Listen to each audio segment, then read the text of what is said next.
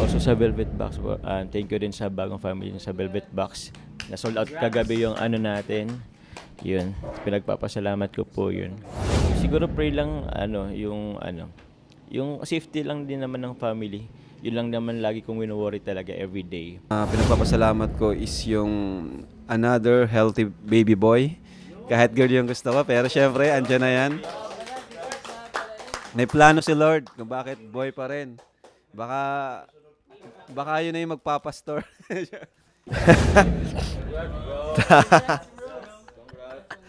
Tapos, ano po, thank you din sa Velvet Box kay Insan. Thank you din sa charity ko. Maganda naman yung mga charity vlogs ko. Maraming tumutulong at sumusuport. Salamat sa Danjoy. Salamat ako, ang dami kong basel ngayon. Yeah. Pero blessing sila para sa akin. Yeah. Pabalik-balik na ako sa ospital para minsan nakakapanghina na rin talaga.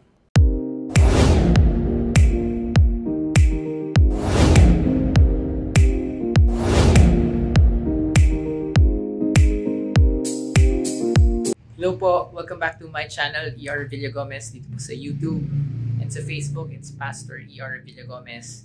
Thank you po sa lahat na nagsusupport sa channel po natin. Sa mga hindi pa po nakasubscribe, 64% of you nakakapanood ng videos, hindi pa po nakasubscribe. And for this week's episode na ating pong Bible study, Matthew chapter 3 tayo about baptism of Jesus. And its importance din para sa kaniyang mga disciples kung paano niya to pinakita, minodel, and it is also one of Jesus' commands para sa lahat po na kanyang mga alagad at mga sumusunod sa kanya. So, habang ginagawa po natin itong Bible study, comment below, join our discussions, ano yung isang bagay na pinagpapasalamat mo kay Lord this week. Pwede rin kayo mag-comment ng inyong mga prayer requests. Pero tara na, samahan niyo po kami sa Bible study ng Team Kalingap and mga K-Boys. Ikaw ang tunay na Diyos, Ika'y walang katulad, Ika'y nag-isa, Ikaw lamang, wala nang iba. Sa'yo ang aming awit, dinggin ang aming tinig, sisigaw sa buong mundo. Aming Diyos, kami po ay nagpapasalamat muli, Lord God, sa iyong katapatan at kabutihan po sa amin. Lord, kami ngayon ay gumising, Panginoon, panibagong kalakasan, panibagong pag-asa na nanggagaling po sa iyo. Sa akin po, nagpasalamat tayo napunta ko dito sa Kalingap po at marami po nagbago. Ay, sa ngayong buwan na to, marami akong gustong ipasalamat kasi siyempre, tuloy-tuloy yung biyaya, kundi dahil sa Kalingap wala tayong ganong narating. So yung ipagpadanangin ko lang kasi yung kalusugan ko talaga yung pinaka sa akin, yung parang hindi talaga yun yung isa sa nagpapahirap talaga sa akin. Kaya kung may gusto akong ipanalangin, yung mawala yung mga kasakitan, yung sakit sa katawan nila. Siguro ako pa si pagkapasalamat sa family ko araw-araw at kahapon naka-encounter kami ng hindi maganda. Thank you kay Lord at rin namin na-solve. Pero kung tusin, fast, mild lang naman siya na pinalaki. Pero nangibabaw pa rin ang ni Lord kaya naayos din pagdating ng hapon. Sa pag-pray naman, siguro yung anak ko, yung panganay ko sana bumalik na ngayong pasukan ng school, bumalik na sa school ulit. Kasi sayang yung panahon. Thank you, Pas. Salamat ako, ang dami kong basel ngayon. Yeah. Pero blessing sila para sa akin. Yeah. Pabalik-balik na ako sa ospital para minsan nakakapanghina na rin talaga. Pero sige lang, laban lang. Kunwari, tawa lang. Para apektado na rin talaga. Pabalik-balik na ako ng ospital. Pero tinatawa ko lang dahil ayaw kong makita nila na mahina ako. Gusto kong ipakita sa kanila na lumalaban ako kahit na medyo masakit na rin talaga. Pero ganoon pa man, nagpasalamat pa rin ako sa Kalingap Dahil andyan sila. Nandito ako sa Kalingap. Kay Boss Rab, nagpasalamat ako. At yung pag-iintindi niya sa akin, andyan pa rin. Salamat kay Kuya Bal, kay Ate Edna. Salamat sa kanila. At sila din po talagang dahilan na sila talagang dahilan na bakit tayo nagbago. Sila ang naging pundasyon ng aking pagbabalik loob na ito. Kaya nagpasalamat ako sa kanila ng todo. At saka sa Panginoon mismo, nagpasalamat din po ako sa kalakasan at pagpapatawad na binibigay niya po sa akin. Salamat. Kalakasan ko sa araw-araw at siyempre nagpapasalamat ako lagi sa Team Kalingap na naging bahagi pa ako ng Team Kalingap. At siyempre habang buhay ko pong tatawin ng utang na loob, kina Kalingap Rab, kay Kuya Bal, siyempre sila yung naging inspirasyon natin pagdating sa pagtulong. Mas lalo ko na motivate pag nakakita ko silang grabe yung tulong na, mas lalo kong na-inspire sa kanila. Grabe, nakakabilib talaga ang mag-ama na sila Kalingap Rab at Kuya Bal. Yun. At siyempre sa anak ko, sana laging lagi mag-aral, sana lagi siyang safe sa kanyang mga ginagawa doon sa Mindanao. Siyempre sa pamilya ko na laging nakasuporta sa akin. Kaya nagpapasalamat ako sa Panginoon. At siyempre ang gusto kong ipagpasalamat sa Panginoon yung safe travel namin sa papuntang Naga. Nung hinatid namin yung beneficiary ko na may cervical cancer, si Mona po. Kaya ginagawa ko pong lahat para sa kanya. Dahil gusto ko pang dugtungan yung buhay niya. Kaya ginagawa ko ang lahat ng paraan, ng sakripisyo doon sa dalagang yun kasi nakakawa talaga. Naawa talaga ako sa kanya. Kaya grabe yung effort ko doon. Naghahanap ako ng apartment na pag-istehan nila para maging komportable sila at may nag-sponsor na nandoon. Kaya sana po ipag-pray natin si Mona po. Nakakawa po talaga siya. Kaya need niya talaga ng dasal, ng pray para sa kanyang buhay at tulong. Kaya nagpapasalamat ako sa Panginoon sa laging pag-guide niya sa akin. Kaya kahit na pagod na ako at talagang andyan ako para sa kanya, ginagawa ko ang lahat para lang makatulong sa kanya. Kaya nagpapasalamat ako sa Panginoon. Kalusugan natin kasi alam naman natin sa Kalingap palaging may mga gatherings, mga kainan. Alam mo, siyempre, apektado dyan yung kalusugan natin. Lalo na sa mga susunod na araw. Bukas yata, simula bukas, sunod yung mga pakain na naman. Yan, thankful ako dahil hindi naman tayo nagkakasakit. Yan. Tsaka sa init, ulan, sa bagong panahon. Ayan, thankful ako sa kalusugan. Ayan, thank you. Sobrang init kahapon. Di ko alam yung naramdaman ko kung na-high blood ba ako after ng vlog namin ni Ian. Sa Freedom kasi kami nag-vlog kasi sarado dito. Kaya, hindi ko alam na first time ko yung high blood ba yun o low blood. Basta ibang feeling eh. Sa init nga, sa Freedom kami, wala. Nag-gym pa ako kagabi. Baka sa init lang yan? Baka sa init lang. Pero di ko alam yung, pero mabuti si Lord kasi, di niya tayo pinapabayaan. Kasi yung ibang minsan, yung mga kaklase ko ngayon, na high blood na talaga sila, talagang nag-maintenance sila. Yung iba, oo. Meron mga same age, mga klase, pero grateful pa rin para kay Lord. So far, revenue, pre-request. Lating lahat. Araw up yung revenue sana. Good morning din po. Pinagpapasalamat ko lagi yun, syempre yung blessing and yung araw-araw na sa safety ng family ko. Yun yung lagi nagpapasalamat kasi yun din kasi ang araw-araw kong wino-worry kasi nga po hindi ko sila malayo sila sa akin. So yun po. And yun syempre po sa Kalingap and also sa Velvet Box po. Thank you din sa bagong family sa Velvet Box. Na sold out kagabi yung natin. Yun. Pinagpapasalamat ko po yun. Siguro pray lang yung safety lang din naman ng family. Yun lang naman lagi kong wino-worry talaga every day. So, yun lang po. And other than that po, sobrang salamat and thankful po ako. Thank you po. Sa akin po, ang pinapasalamat ko po kay Lord is yung panibagong natutulungan ng Kalingap po. Tapos, yung pong safety nga po ng karamihan. Kasi nga po, ang layo na po ng nararating, ang dami na din nang re-reach out. Opo. Kaya yun po yung pinapasalamat ko. and yung pong kalusugan ng bawat isa para ano po. Yun nga dapat nga hindi lang pwede na request natin to na i-pray kasi dapat ano din may disiplina din sa sarili. Paano kung nagpe-pray ka tapos yung ginagawa mo taliwas naman dun sa ano, di ba? Kaya wala din wala din po yung mga ganun.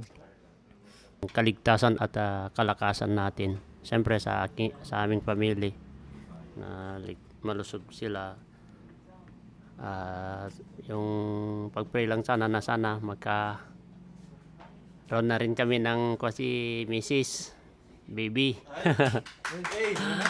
Hindi ba sana magkaroon na? Eric, wala pa naman. Oo. Yun lang po, yun lang. Despite being busy this past few weeks po, tapos yung weeks na mga dumaan nung nakaraan, sobrang fully booked po ako nun. Umaabot sa part na 2 na lang yung 2 oras na lang yung tulog, ganyan. Tapos fully booked po. Tapos kahit paano po, hindi naman po ako nagkakasakit. Tapos morning po sa ating lahat. So ako, isa sa pinagpapasalamat ko sa Panginoon. Morning love. Hindi, isa sa pinagpapasalamat ko sa Panginoon talaga this week is, yun nga, nakalipat na kami ng partner ko. Hindi, ay nakahanap na po kami ng pwedeng malipatan.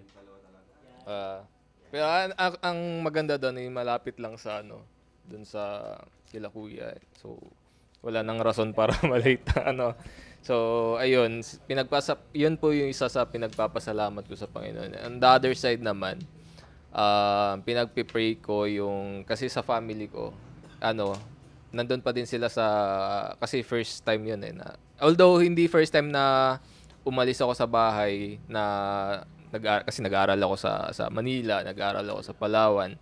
So, hindi na bago sa kanila na wala ako doon. Pero yung maghiwalay ako tapos kumbaga maging independent talaga. So, kasi sa ngayon kasi parang gusto kong matutunan i-manage yung time ko na yung financial. Opo. So, ayun talaga yung pinaka-purpose bakit parang gusto ko munang magsarili sa buhay. Hindi naman sa syempre umuwi ako doon sa every weekends. Kasi syempre kahit paano may ministry pa din doon sa bahay.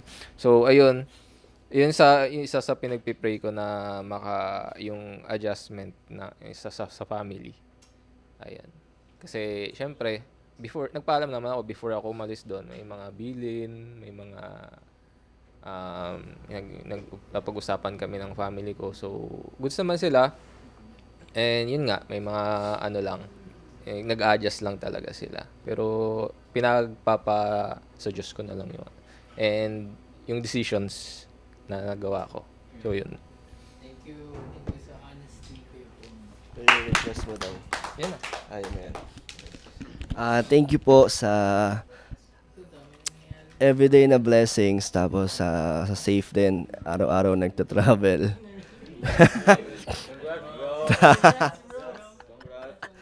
Tapos thank you din sa Velvet Vox kay Insan. Tapos sa channel ni Hana, maganda, nakakatuwa. Mas malakas pa sa mga charity ko. Tapos thank you din sa charity ko, maganda naman yung mga charity vlogs ko. Maraming tumutulong at sumusuport. Salamat sa Danjoy and sa lahat ng suporta. Tapos salamat meron tayong susubukang bagong business, kaya sana maging successful. Salamat sa lahat. Sa health ko, kahit di ako nag-gym, okay naman, medyo fit naman. Kaya pero malapit na ulit. And prayer request ko, sana kahit anong mangyari, wag mawala yung YouTube career ko. Ayan po. And congrats po sa lahat. Sa akin naman, pinagpapasalamat ko is yung another healthy baby boy. Kahit girl yung gusto ko, pero syempre, andyan na yan. May plano si Lord kung bakit boy pa rin. Baka yun na yung magpapastor. Hindi, and thank you kay Lord sa another boy, baby boy. And excited na rin ako kung anong magiging itsura. So, puro lalaki na sa bahay. Good luck na lang kay Jack. Ayan, and pinagpapasalamat ko rin yung mga panibagong pabahay natin, kay Maribel, kay Nanay Tasing, sa mga ongoing pabahay pa natin. Thank you so much. And pangatlo is yung mga business natin, yung napaka matagumpay na start ng business po namin, Velvet Box, together with ambassadors and ambassadress. Kasi masaya ako kasi may business na ako, nakatulong pa po ako sa iba, parang sa mga beneficiaries ko, kumbaga another opportunity na naman para sa kanila. Kaya yun yung nakakatuwa. And yun din naman ang plan ko in the future kapag may mga business pa ako. Wala na ako ibang kukunin, kundi yung mga nasa kalingap na beneficiaries or kung sino man po para makatulong na rin po sa kanila. So, ayan. And prayer request naman, siguro unang-una kasi palagi kami nasa labas, nasa kalsada. Yung protection na lang po ni Lord, safety namin, iwas accident, yun talaga, palagi kong pinagpe-pray. And pangalawa, yung health ko at ng aking family, kasi importante din yon para pag hindi okay yung health, wala lahat, tigil lahat. Kaya yun po, unahin din natin yung health natin, hindi lang sa akin, pati sa team. Dapat rin tayo magpahinga, sa sarili, di ba? Wag puro work kasi baka nasobrahan naman. Balance lang. Mag-relax din tayo. So, and ano pa ba ang prayer request ko? Yan, humaba pa yung buhay nila mama, papa. At yung yung safe delivery ni Jack, yun po, kay baby. Thank you po. Salamat po. Palakpakan natin si Lord. Sa akin, quickly, ang pinagpapasalamat ko in context of Team Kalingap na natutuwa ko na nandito tayo ngayon. Ang dami natin. Plus, tuloy-tuloy yung gawain. Nakikita ko yung progress, yung buhay ng bawat isa. So, isa to sa magandang blessing na meron tayong magkakasama. Ang prayer request ko is hindi masayang tong mga ginagawa natin. Na tunay na may naitatanim sa puso, sa buhay.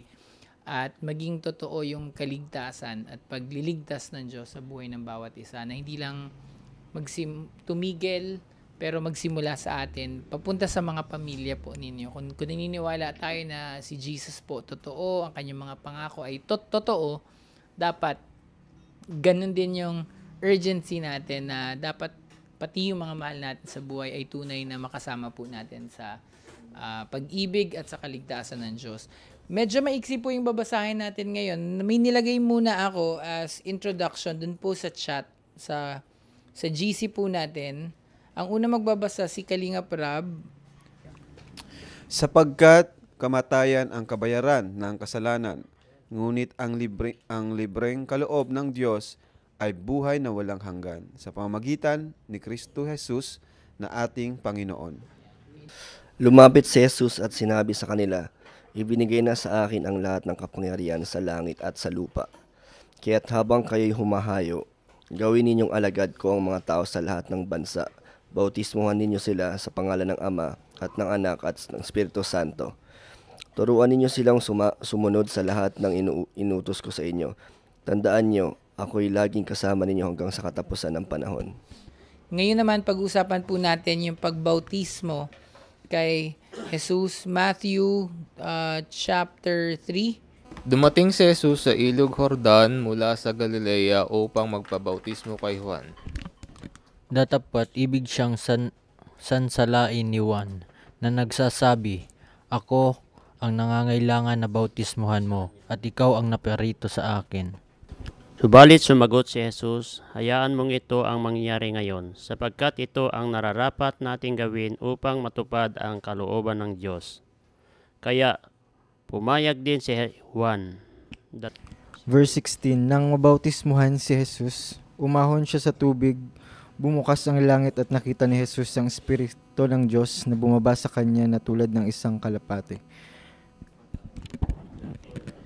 Sa 17 po, at may boses na narinig mula sa langit na nagsasabi, ito ang minamahal kong anak na lubos kong kinalulugdan.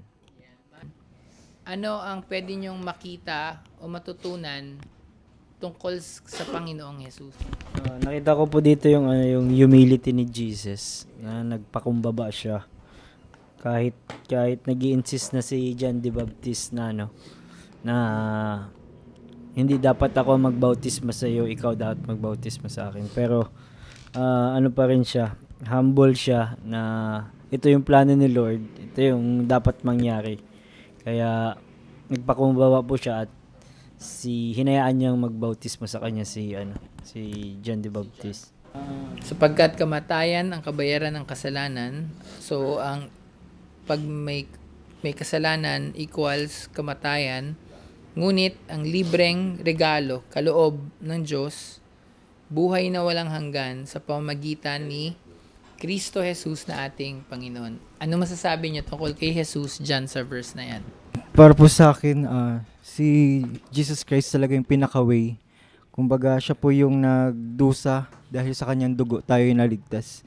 Parang kung wala po si Jesus Christ, hindi natin siya kilala or hindi gumawa si Father God ng ganitong anak na sobrang savior natin sa buhay natin. Wala tayo talagang yung kabayaran ng kasalanan natin, patay talaga tayo lahat. Lahat tayo magva-vanish. Lahat ng humanity mawala talaga. Pero dahil nga mahal tayo ng ating Panginoon, yun parang nagbigay talaga siya ng kaisa-isang anak, bugtong anak. Yun yung tinatawag na yung agape love and yung radical love niya sa atin. Nakita ko sa Panginoon dito is yung love niya is unconditional. Kasi makikita dito na yung buhay na walang hanggan na pinagkaloob sa atin once na tinanggap natin siya is libreng kaloob. Parang times 2 na yun eh. Kasi ang kaloob or gift, di naman siya binabayaran, siya siyang binibigay, tapos may karugtong pa siyang libre. So parang free na siya. So ayun, habang buhay siya, saka walang hinihinging anumang kapalit or kabayaran sa atin ng Panginoon. Binigay niya ng libre yung buhay na walang hanggan sa pamamagitan pa ng kaisa-isa niyang bugtong na anak. So ayun, Pas. Malinaw na sinabi dito na si Jesus Christ ay ating Diyos. So siya yung image ni God na di natin nakikita. Kumbaga equal siya sa God. So si Jesus ay hindi lang siya basta tao, hindi siya teacher, hindi siya prophet, kundi God po siya na dapat nating sambahin. Kasi God the Father is di man siya nagpakita. So si Jesus yung image ng God. Yeah, of the invisible God. So yan, and siya yung daan, sabi ni JJ, siya yung daan talaga. Lahat ng ginagawa natin, siya yung para sa kanya lahat ito. So, si Jesus talaga yung focus natin. Kaya, yun po.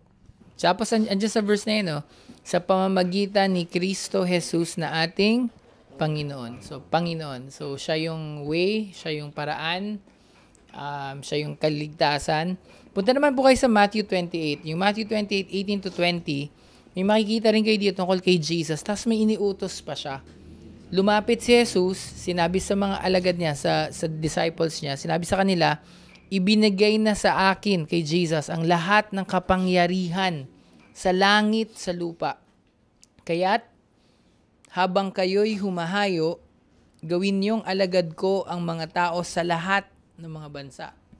Ito na po yung isa na i-connect natin sa Matthew 3. Bautismohan niyo sila sa pangalan ng Ama, ng Anak, ng Espiritu Santo. Turuan nyo sila, itong mga disciples na to, na sumunod sa lahat ng iniuutos ko sa inyo. Tandaan nyo, ako'y lagi niyong kasama. Punta na po tayo sa Matthew 3. Diyan na tayo magtatapos. Nakita ko dito pa si Jesus ay nagkatawang tao. Nasa kanya na po lahat ang kapangyarihan. At si God ay may dumapo sa kanya na isang kalapati, no? Pinapakita niya at nag-open ang langit para ipakita sa mga tao ang tunay niyang kapangyarihan na nasa kanya na ang lahat, ang Espiritu Santo na binigay po ng Ama na nasa langit. Kaya yun po, nagpabautis mo po siya para sa ganun ay gayahin po ng mga tao. Ano pa, napansin ko lang, dumating si Jesus para magpabautismo kay Juan. Pero dahil kilala po siya ni Juan, no? Kaya nagulat siya bakit siya ang magbabautismo kay Jesus. Tapos hinayaan ni Jesus na kahit na siya ang anak ng Diyos, hinayaan na si Juan ang magbautismo sa kanya dahil yun ang nararapat. So parang kahit na makapangyarihan na si Jesus, parang mas pinili niya pa rin na hindi niya parang tinake advantage yung gano'n na maging superior siya sa lahat. So yun nga, sabi nga ni Papa Dan, na kahit na alam ni Jesus na siya yung anak ng Diyos, nagpakumbaba siya, sinod niya yung kaluguran niya kayang ama. Yun nga po, si Juan po ang mag-ano sa kanya. Opo. And yun nga po, after nga, sabi po, after po na mabautismuhan po si Jesus, nung pag-ahon niya po, parang yung sa langit po may nagsabi na, ito ang minamahal kong anak na lubos kong kinalugdan. Ang water baptism po sa Christianity, for me, ay first obedience kung ikaw ay alam mo sa puso mo na si Jesus na ang Panginoon ng buhay mo. Kasi noong una pong panahon, pag ikaw na water baptized, para mong sinasabi kay Jesus na ako. Kaso nung unang panahon, bawal yun. Pwede kang usigin, makulong, mawalan ng trabaho, patayin, ipakain sa leon. So para magpa-water baptism ka is matindi yung iyong paninindigan na kay Jesus ako kahit ano mangyari.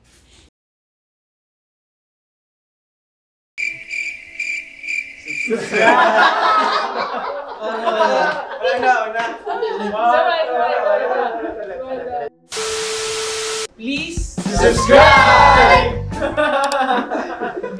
YouTuber. Salamat po sa inyo. Thank you.